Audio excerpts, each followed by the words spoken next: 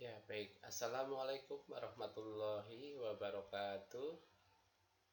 Mahasiswa yang saya banggakan, kita berjumpa lagi dalam mata kuliah online. Pada kesempatan hari ini, kita melanjutkan di keperawatan medikal bedah 2. Untuk tema hari ini, kita akan membahas tentang fraktur.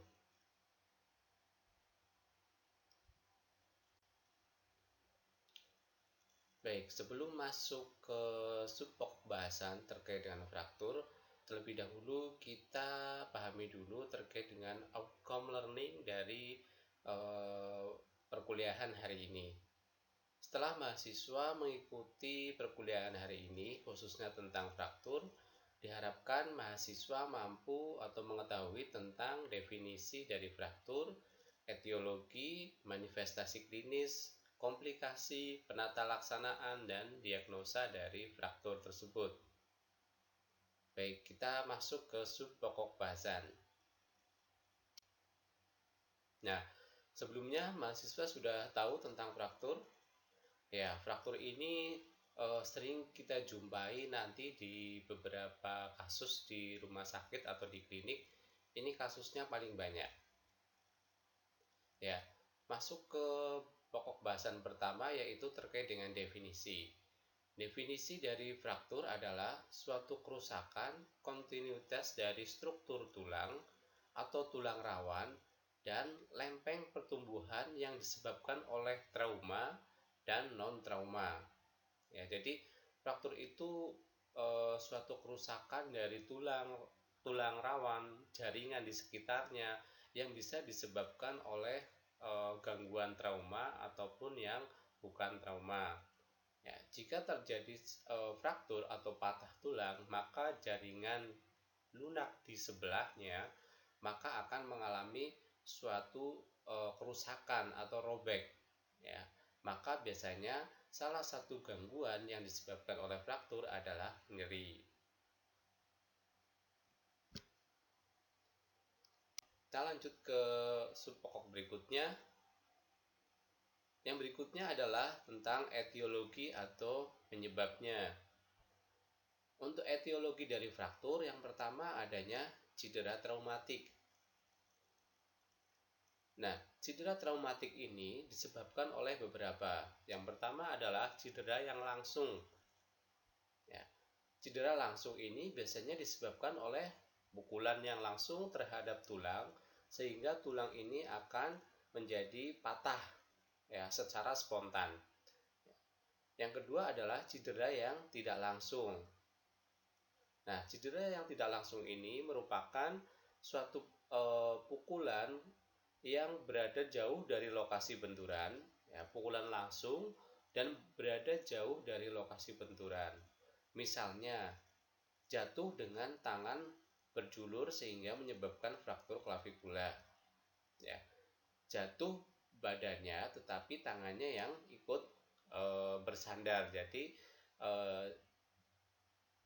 bukan badannya yang mengalami fraktur tetapi klavikulanya yang mengalami fraktur. Itu adalah cedera yang tidak langsung. Kemudian ada fraktur yang disebabkan oleh kontraksi keras yang mendadak. Ya, jadi adanya suatu tarikan atau kontraksi. Ya, biasanya eh, apa persendian atau dislokasi pada daerah persendian ya, akibat tarikan yang kuat. Kemudian ada juga yang disebut dengan fraktur patologi. Nah, fraktur patologik ini merupakan suatu kerusakan tulang yang disebabkan atau akibat dari suatu proses penyakit. Nah, salah satu contohnya yang pertama adalah tumor tulang. Nah, tumor tulang ini dia bisa menyebabkan terjadinya pertumbuhan jaringan yang abnormal, ya, atau mengalami kerapuhan pada beberapa bagian tulang. Kemudian ada juga yang disebut dengan infeksi. Contohnya adalah osteomyelitis. Nah, dari infeksi tersebut maka akan mengalami proses pertumbuhan dan proses fisiologis dari si tulang ini.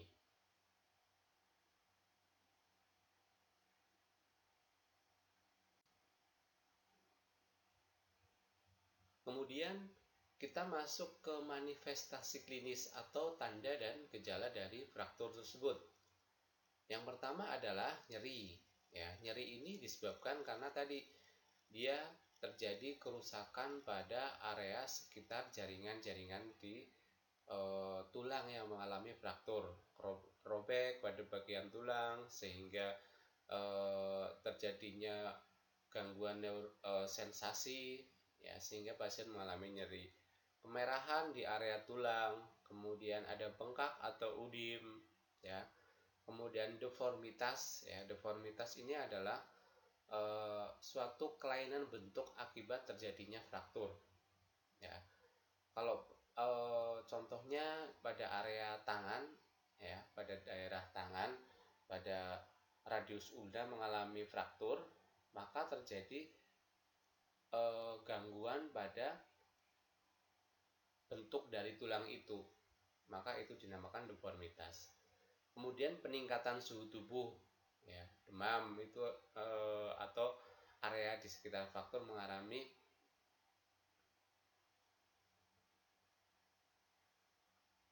suhu yang teraba hangat, ya, karena sirkulasi darahnya itu tidak baik. Kemudian fungsiolesa atau penurunan fungsi, ya, jadi yang tadinya tangannya mampu melakukan pergerakan atau mobilisasinya baik sehingga tangannya itu terkena fraktur menyebabkan terjadinya gangguan mobilisasi pada area tangan tersebut. Nah, ini adalah penjelasan dari manifestasi klinis yang terjadi pada area fraktur. Ya, ada deformitas tadi, ya, dia gangguan atau perubahan bentuk. Kemudian spasmo otot, ya, adanya tarikan pada otot-otot yang mengalami daerah fraktur sehingga menyebabkan pemendekan tungkai. Kemudian gerakan abnormal dan krepitasi. Krepitasi itu adalah suatu bunyi yang terjadi antara dua fragmen tulang yang mengalami fraktur. Kalau fraktur itu ada bunyi, kalau kita gerakan ada suara krak krak krak krak, itu adalah krepitasi. Kemudian pembengkakan atau udim, ini adalah kumpulan cairan. Nyeri tadi disebutkan karena gangguan terjadinya robekan di area sekitar tulang yang mengalami patah. Kemudian kehilangan fungsi, fungsiolesa, perubahan neurovaskuler, ya, biasanya ini terjadi karena cedera pada bagian saraf-saraf perifer, ya, pada tulang belakang sehingga mengalami cedera pada kelumpuhan pada ekstremitas. Shock, ya, ini terjadi apabila pasien ini mengalami perdarahan yang masif yang banyak sehingga menyebabkan resiko shock. Hipovolemik. Kemudian klasifikasi dari fraktur. Nah, menurut klasifikasi dari fraktur dibagi, yang pertama ada jenis klasifikasi fraktur tertutup. Nah, fraktur tertutup ini merupakan jenis fraktur yang tidak disertai dengan luka pada bagian luar dan permukaan kulitnya sehingga pada bagian tulang yang patah tidak berhubungan dengan bagian luar.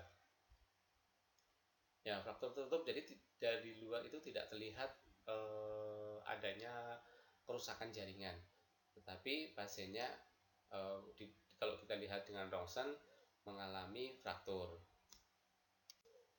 Yang kedua adalah fraktur terbuka. Fraktur terbuka ini merupakan suatu jenis kondisi dari patah tulang dengan terdapat luka pada daerah yang patah sehingga bagian tulang akan berhubungan dengan udara luar dan biasanya disertai dengan adanya perdarahan yang banyak. Ya, jadi dari luar itu sudah tampak adanya suatu kerusakan pada jaringan pada kulit. Ya, biasanya robek, perdarahan, luka, kotor, ya, bahkan tulangnya sampai terlihat menonjol. Ya. Ada juga fraktur kompleksitas. Nah, fraktur ini terjadi pada keadaan ekstremitas, ya, ekstremitas yang terjadi pada tulang, sedangkan pada sendinya terjadi dislokasi. Jadi ada dua kerusakan.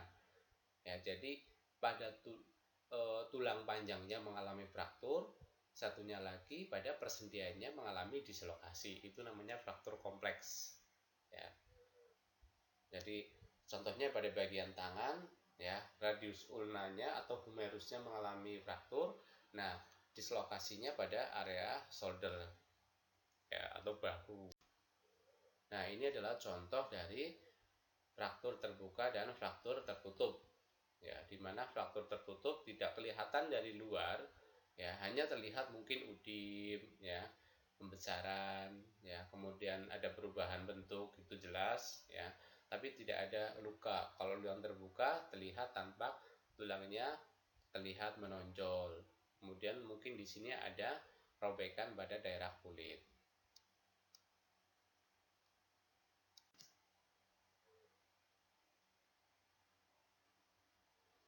Kemudian berdasarkan keparahannya, ya, dibagi menjadi tiga, ada derajat 1, 2, dan 3.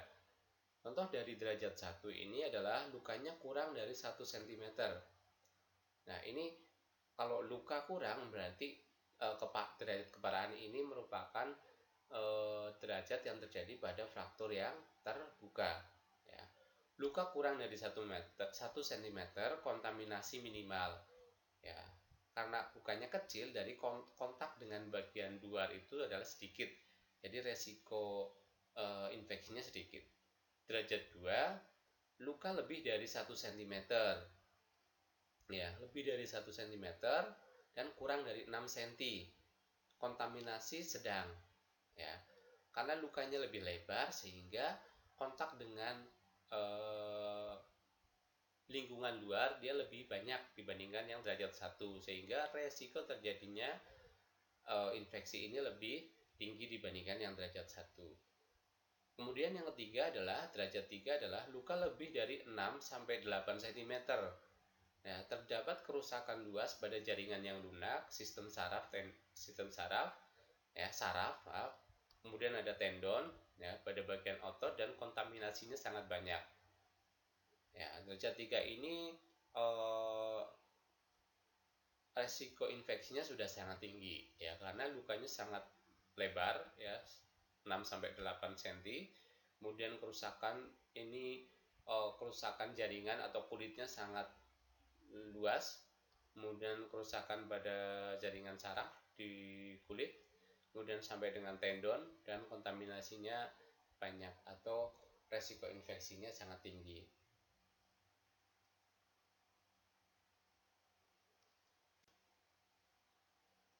Nah, kemudian kita akan membahas tentang jenis fraktur berdasarkan radiologisnya atau gambaran patahannya.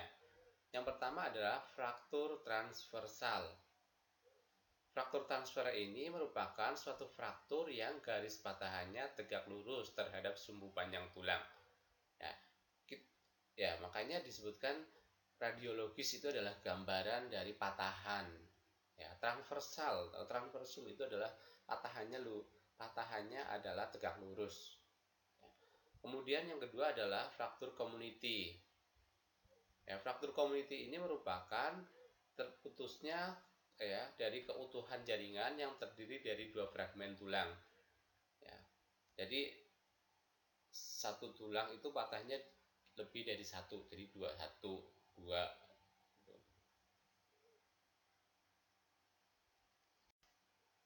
Kemudian ada fraktur oblik, ya.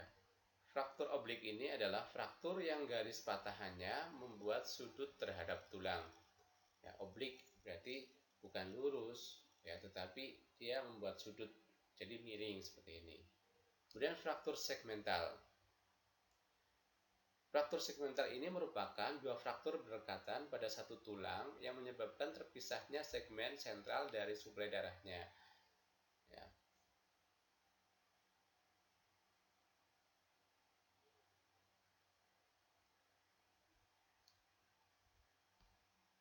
Nah, ini hampir mirip dengan community, tetapi dia lebih cenderung patahannya lebih dekat. Ya. Kemudian fraktur impaksi. Fraktur impaksi merupakan fraktur kompresi yang terjadi ketika dua tulang menumpuk tulang yang berada di antara vertebra. Ya, fraktur impaksi ini terjadi di area tulang belakang. Ya, jadi dia bantalan atau tulang-tulang ruas tulangnya itu dia menyempit, ya, tertindih. Itu impaksi. Fraktur spiral ini, ya, timbul akibat torsi ekstremitas. Ya, fraktur ini menimbulkan sedikit kerusakan jaringan lunak dan cenderung cepat sembuh dengan imobilisasi. Ya, spiral ini berarti retaknya melingkar, spiral ya, lingkaran. Jadi patahannya lingkaran.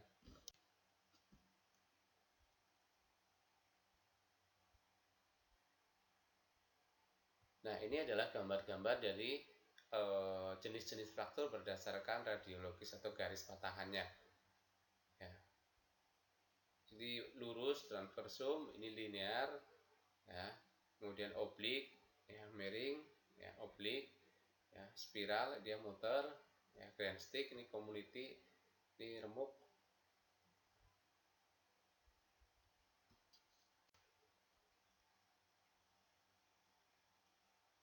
Baik, kita masuk ke komplikasi dari fraktur. Ya. Beberapa komplikasi yang terjadi pada fraktur, yang pertama adalah terjadinya cedera pada saraf. Nah, cedera pada saraf ini biasanya terjadi karena yang paling berbahaya adalah terjadi di area traktur servikal, ya, kemudian torakal, lumbal, ya, atau fraktur-fraktur di daerah tulang belakang. Karena di daerah tulang belakang itu sangat banyak sekali saraf-saraf perifer yang nanti dia akan berhubungan ke otak, sehingga kalau terjadi gangguan atau fraktur pada bagian vertebra tulang belakang, maka akan terjadi gangguan di neurologi sistem sarafnya. Biasanya pasien mengalami beberapa gangguan seperti parestesia, ya, kebas, kelumpuhan, ya, kemudian gangguan mobilisasi fisik. Ini terjadi pada gangguan fraktur vertebra yang menyebabkan cedera pada sistem saraf. Kemudian ada sindrom kompartemen. Nah, sindrom kompartemen ini biasanya terjadi karena tindakan pengelolaan fraktur yang tidak tepat. Ya. Salah satunya pada saat kita melakukan pembidaian, ya, pertolongan di bide, ya, kemudian bidenya itu terlalu kuat, ya, sehingga akan menyebabkan gangguan pada sirkulasi darah yang menuju ke area sakit itu akan mengalami penyumbatan, ya, sehingga terjadi udim di daerah tempat pembidaian atau pemasangan kip juga bisa, ya. Jadi pemasangan kip di bidai itu kalau tidak tepat, ya, atau terlalu kuat atau tidak sesuai dengan SOP-nya, maka akan mengalami kompartemen sindrom, ya. Terjadi pengumpulan cairan di area lokasi pembidaian atau pemasangan kip. Jika dibiarkan, maka sirkulasi darah yang menuju ke area yang sakit terbendung, sehingga kalau tidak sirkulasi darahnya tidak baik, maka area-area yang mengalami fraktur itu tidak tercukupi oleh sirkulasi darah itu, sehingga akan menyebabkan terjadinya kerusakan, ya, semakin rusak pada area-area yang fraktur tersebut. Itu namanya kompartemen sindrom. Ada yang disebut kontraktur Volkam atau suatu deformitas tungkai akibat sindrom kompartemen yang tidak tertangani. Nah, ini adalah kelanjutan dari kompartemen sindrom ini. Ya, kalau kompartemen sindrom ini tadi sirkulasi tidak segera dilakukan, maka akan mengalami kontraktur, ya. Jadi atau eh, area yang mengalami fraktur ini benar-benar sudah tidak bisa digerakkan karena sirkulasi darahnya tidak mengalir. Ya biasanya eh, akhirnya biasanya dilakukan amputasi pada area fraktur. Ya. Nah, tekanan yang terus ini bisa dijelaskan. Tekanan yang terus-menerus menyebabkan iskemik pada iskemik itu adalah berhentinya aliran darah yang menuju ke area tempat yang sakit atau yang fraktur karena tadi dia pemasangan bidik kip yang terlalu kuat yang menyebabkan kompartemen sindrom atau iskemik pada daerah yang mengalami fraktur.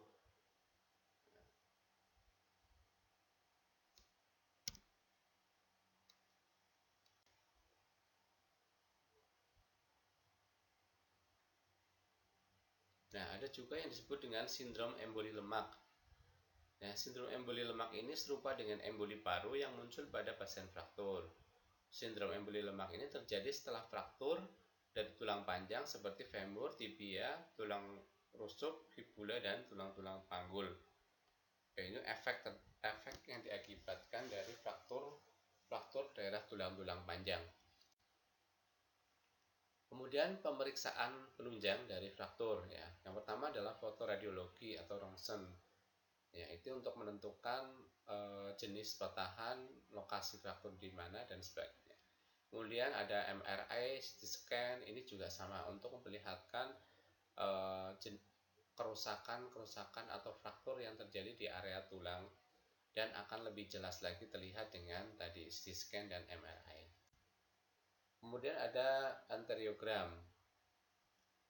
Ini untuk melihat ada tidaknya kerusakan pada vaskuler atau pembuluh darah vaskuler.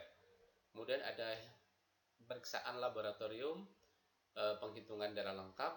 Ya, ini terkait dengan biasanya resiko infeksi. Kita lihat leukositnya. Ya, diambil darahnya, darah vena, kemudian kita periksa darah lengkap, ya, kimia klinik ke laboratorium, kemudian kita lihat hasilnya ada tidak leukosit yang meningkat atau turun. Ya, kalau pasien-pasien yang terjadi fraktur terbuka, kita harus cek apakah pasien ini mengalami resiko infeksi atau tidak.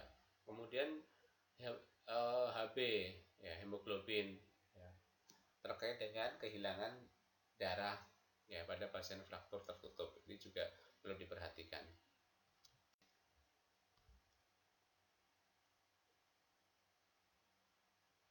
Nah, kemudian diagnosa dan penata laksanaan dari fraktur. Ya, kita lihat anamnesa dari pemeriksaan klinis dan radiologi untuk dilakukan dan untuk mengetahui dan menilai keadaan fraktur tersebut. Ya, pada pemeriksaan atau pengobatan awal diperlukan dan diperhatikan lokasi fraktur, bentuk dari fraktur, untuk menentukan teknik yang sesuai untuk pengobatan komplikasi yang mungkin terjadi selama pengobatan. Ya, jadi pada saat anamnesa dan pemeriksaan awal ini harus diketahui lokasi fraktur di sebelah mana, bentuk fraktur, ya, kemudian terbuka atau tertutup, jenis frakturnya seperti apa, untuk menentukan pengobatan dan komplikasi yang mungkin terjadi. Yang kedua adalah lakukan reduksi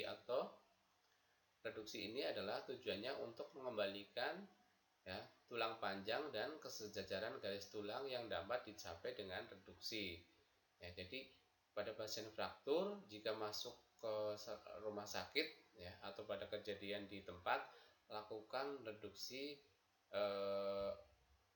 untuk mengembalikan posisi yang lurus sebelum kita lakukan tindakan selanjutnya. Ya, reduksi ini dibagi menjadi dua, ada reduksi tertutup dan reduksi terbuka. Nah, reduksi tertutup ini dia dilakukan secara manual, ya, biasanya dengan traksi, ya, dengan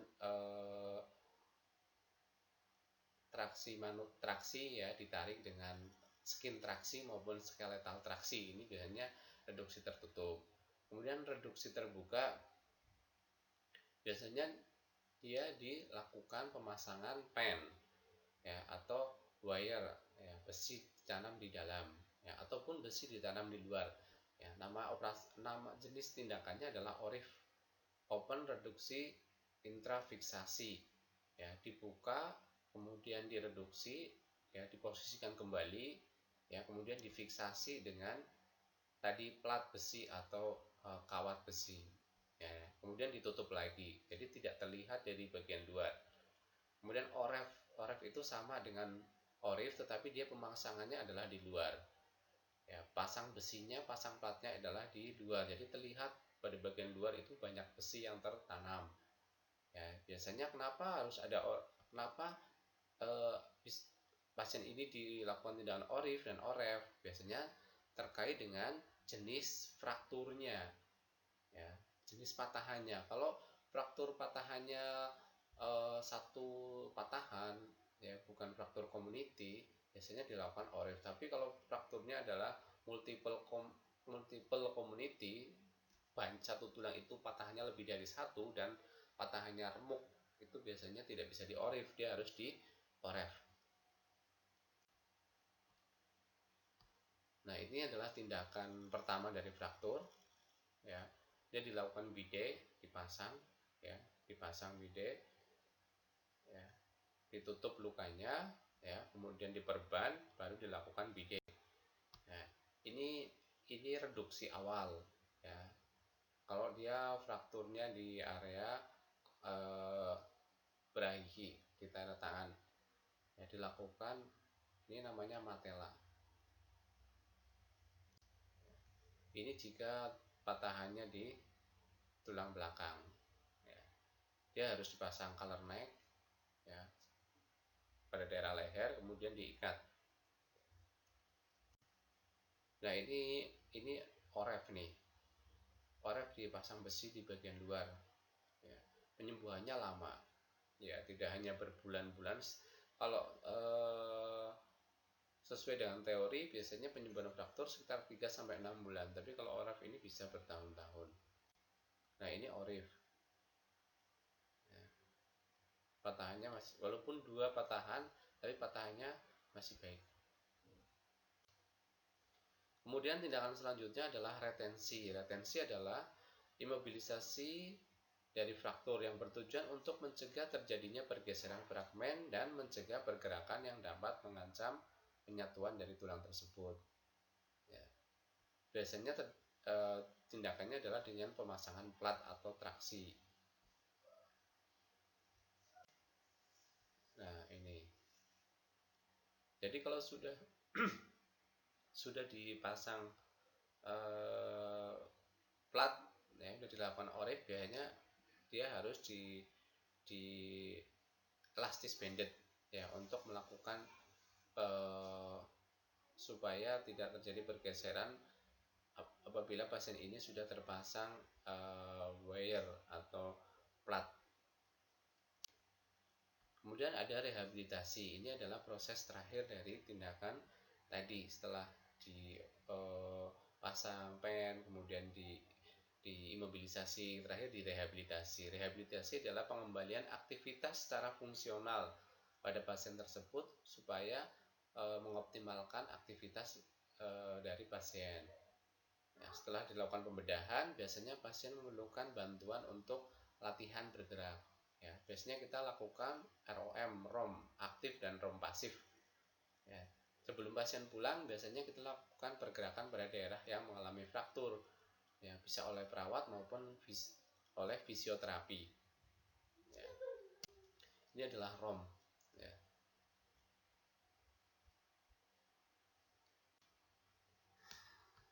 Oke, yang terakhir adalah diagnosa keperawatan yang mungkin muncul pada fraktur. Yang pertama bisa nyeri, intoleransi aktivitas, kerusakan integritas kulit atau jaringan, hambatan mobilitas fisik, resiko infeksi, pengetahuan.